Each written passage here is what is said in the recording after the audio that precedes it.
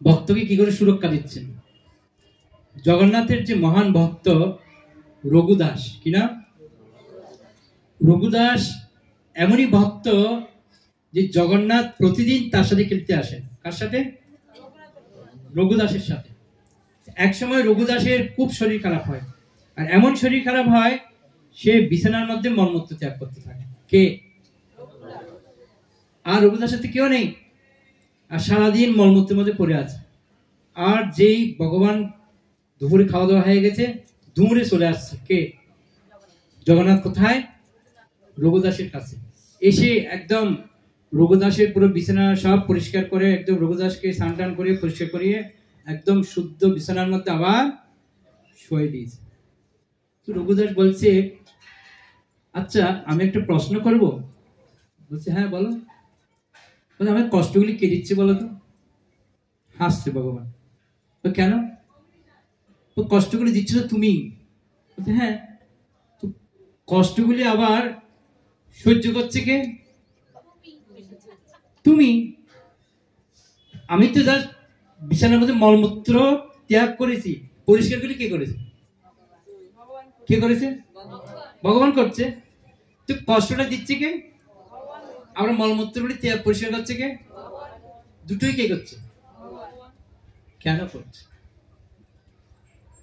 তো বলছে রঘুদাস, দেখো তুমি হচ্ছে আমার মহান ভক্ত, তোমার জন্য আমি সব করতে পারি, এমনকি তুমি মলমূত্র ত্যাগ করছে সেটাও আমি পরিষ্কার করতে পারি। ভগবান ভক্তের জন্য কিনা করতে পারে, তার একটা বাস্তব উদাহরণ। তো বলছে, তুমি কষ্টটা না দিলে হতো। না, তোমার কর্মের মধ্যে কি আছে? দোষ আছে, তোমাকে কিছুদিন কষ্ট ভোগ করতে হবে। আমি চাই এই জন্মেই তুমি কষ্ট ভোগ করে আমার কাছে ফিরে আসো।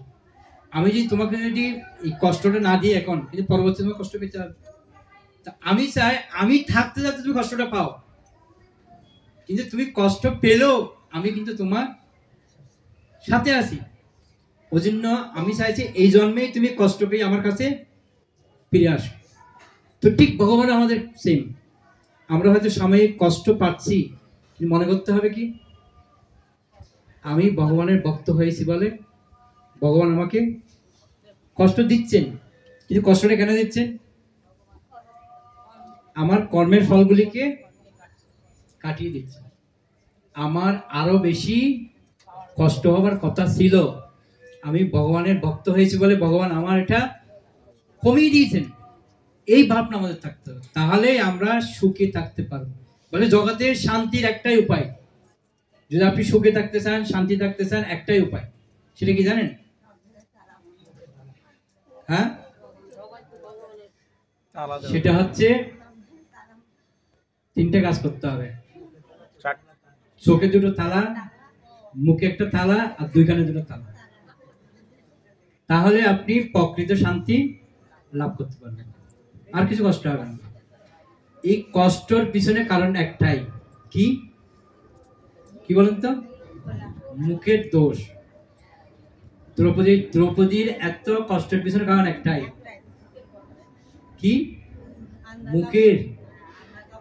মুখে টুক করে বেরিয়ে যায় না, বলছে বন্দুকের গুলি আর মুখের গুলি সময় লাগে না, বের হতে টাক করে বেরিয়ে পড়ে, আর বেরিয়ে গেলে আর এটাকে ফেরানো যায় না। ওই জন্য মুখে তালা দিতে হবে আমাদের। আরেকটা কি? কানে তালা। কানে তালা কেন দেবেন? সব সময় উল্টো পাল্টা শোনা যাবে না। কি শুনবেন? শুধু ভগবানের নাম, আর কিছু না। তাহলে ঠিক আছে। আরেকটা কোথায় দেবেন তালা? চোখে। চোখকে বলবেন যে না, তুমি দেখেও না দেখার ভান করে থাকো, তাহলে ঠিক আছে। যদি দেখেন, দুটো কথা বলতে ইচ্ছে করবে, চোখ দেখলে কাকে টানবে? মুখকে টানবে। মুখে টানবে কিনা? আর মুখে টানলে আপনাকে দুটো কথা শুনতে হবে। ওই যে তালা মেরে দিন, আসি। তাহলে আমাদের কি করতে হবে? ভগবত ভক্তি উন্নতি করতে গেলে তিনটে কাজ। কি কি? দোকান থেকে তালা লাগাবেন না, কিন্তু আবার লাগানোর জায়গা নেই, প্র্যাকটিক্যাল নয়, মানসিক তালা লাগাতে হবে, তাহলে কাজে আসবে। হরে কৃষ্ণ। অনেক অনেক ধন্যবাদ সবাইকে। তো আগামী 22 তারিখ হচ্ছে নিত্যানন্দ ত্রয়োদশী। কত তারিখ? 22 তারিখ নিত্যানন্দ ত্রয়োদশী। তো আমাদের কলকাতাতে নজরুল মঞ্চে নিত্যানন্দ ত্রয়োদশী আছে। তো যারা যেতে চান আজকে বিকালের মধ্যে আমাদের মন্দিরে নাম রেজিস্ট্রেট করবেন, তাহলে আপনারা যেতে পারবেন নিত্যানন্দ ত্রয়োদশীতে। নজরুল মঞ্চে অনুষ্ঠান আছে সকাল 9টা থেকে সন্ধ্যা 6টা পর্যন্ত প্রোগ্রাম আছে। সবার জন্য প্রসাদের ব্যবস্থা আছে। বিকালে নিত্যানন্দপুর বার্থডে হবে, কেক কাটা হবে, কেক দেওয়া হবে। আসার সময় সবাইকে প্যাকেট করে মশলা মুড়ি দিয়ে দেওয়া হবে, বাড়ি এসে রান্না করতে হবে। ঠিক আছে? তো সবাই নিত্যানন্দ ত্রয়োদশীতে আসতে চাইলে আমাদের মন্দিরে এসে আগে নাম রেজিস্ট্রেট করবেন। ওখানে গেলে কিন্তু ঢুকতে পারবেন না, আগে বলে দিলাম। প্রভু বলেছে নিত্যানন্দ ত্রয়োদশী আসতে ওদিন না আসতে, এটা বলবেন না বলো। ওখানে গেলে কিন্তু ঢুকতে দেবে না। ওখানে যেতে হলে আগে থেকে পাস নিয়ে যেতে হবে। আমাদের কাছে পাস আছে, পাস নিতে হবে।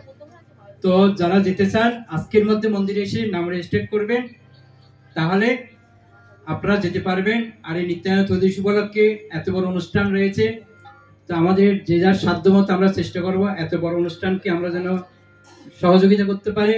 তো নিত্যানন্দ ত্রয়োদশী উপলক্ষে আপনারা ভক্তরা যতটুকু পারেন সহযোগিতা করবেন, তাহলে আমরা ওখানে অর্থটা আমরা পাঠিয়ে দেব। তো আমরা মধ্যগ্রাম থেকে একটা ডোনেশন আমরা ওখানে দেওয়ার জন্য চেষ্টা করছি। তো আপনারা সবাই সহযোগিতা করবেন নিত্যানন্দ ত্রয়োদশী উপলক্ষে। আর আপনারা আমাদের সাথেও যেতে পারেন, আপনারাও যেতে পারেন, কোনো অসুবিধা নেই। কিন্তু আমাদের কাছ থেকে কুপন নিয়ে তারপর যাবেন। হরে কৃষ্ণ। আচ্ছা, আমাদের বিজলি পার্কে মন্দির আছে, আপনারা চিনেন? আমাদের মন্দির হচ্ছে কারাগারে, চিনেন? হাত তুলুন তো দেখি, সবাই চেনেন না? আপনাদের কাছে এই গলি দিয়ে বেরোলে আমাদের মন্দির, আলিবাড়ির পরে, মানে এই যে এলআইসি রোডের মধ্যে ঢুকবেন, ঢুকে প্রথম গলিতে বিজলি পার্কের মধ্যে আমাদের ইসকনের মন্দির হচ্ছে। তো আপনারা সবাই আসবেন। প্রতি রবিবার বিকাল 4টা থেকে প্রোগ্রাম হয়, ভজন কীর্তন পাঠ হয় এবং সবার জন্য প্রসাদের ব্যবস্থা থাকে। প্রতি রবিবার আসবেন। আর প্রতিদিন নৃত্য অনুষ্ঠান হয়। তো আপনারা যে কোনো অনুষ্ঠান করতে চাইলে মন্দিরে করতে পারবেন। আর আমাদের মন্দিরের কাজ চলছে, আমরা আশা করছি 2024-এর মধ্যে আমরা উদ্বোধন করার চিন্তাধারা করছি। গুরু মহারাজ চাইছে তাড়াতাড়ি উদ্বোধন করতে। ওই জন্য আপনারা সবাই ভগবানের কাছে প্রার্থনা করবেন যেন আমরা তাড়াতাড়ি এই মন্দিরটা উদ্বোধন করতে পারি। সকলের সহযোগিতা আমরা কামনা করছি। আর প্রতি রবিবার সবাই মন্দিরে আসবেন। আপনাদের জন্য তৈরি করা হচ্ছে মন্দির। অলরেডি আমাদের 5 তলা পর্যন্ত হয়ে গেছে, এখন ভিতরে কাজ চলছে। তো আপনারা ভগবানের কাছে প্রার্থনা করবেন তাড়াতাড়ি যেন আমরা মন্দিরটা উদ্বোধন করতে পারি। হরে কৃষ্ণ। জগৎ গুরু শিল প্রভুপাদ কি, সমবেত গৌর ভক্তবৃন্দ কি। তো আজকের এত সুন্দর অনুষ্ঠানের আয়োজন, তো এই আয়োজন উপলক্ষে আমরা ভগবানের কাছে 3বার হরে কৃষ্ণ মহামন্ত্র উচ্চারণ করব, যেন ওনার পরিবারের সবার জন্য ভগবান মঙ্গল করেন। মানে ভগবান কি বলছে এখন আগে, আমার থেকে। তো এখানে ভগবান অনেক মহান মহান ভক্তরা আছে। ভক্তরা যদি ভগবানের কাছে প্রার্থনা করে, ভগবান বলছে কি, বৈষ্ণবেরও আবেদনে কৃষ্ণ দয়াময়। তা আপনারা আবেদন করলে ভগবান শুনবে। তো ওই জন্য আপনারা সবাই 3বার হরে কৃষ্ণ মহামন্ত্র উচ্চারণ করবেন, যেন এই পরিবারের যেন মঙ্গল হয়। এরকম বৈষ্ণব সেবা যেন প্রতি মাসে মাসে দিতে পারে, তাহলে আমরা ভগবানের কাছে আরো প্রার্থনা করতে পারবো। তো সবাই 3বার হরে কৃষ্ণ মহামন্ত্র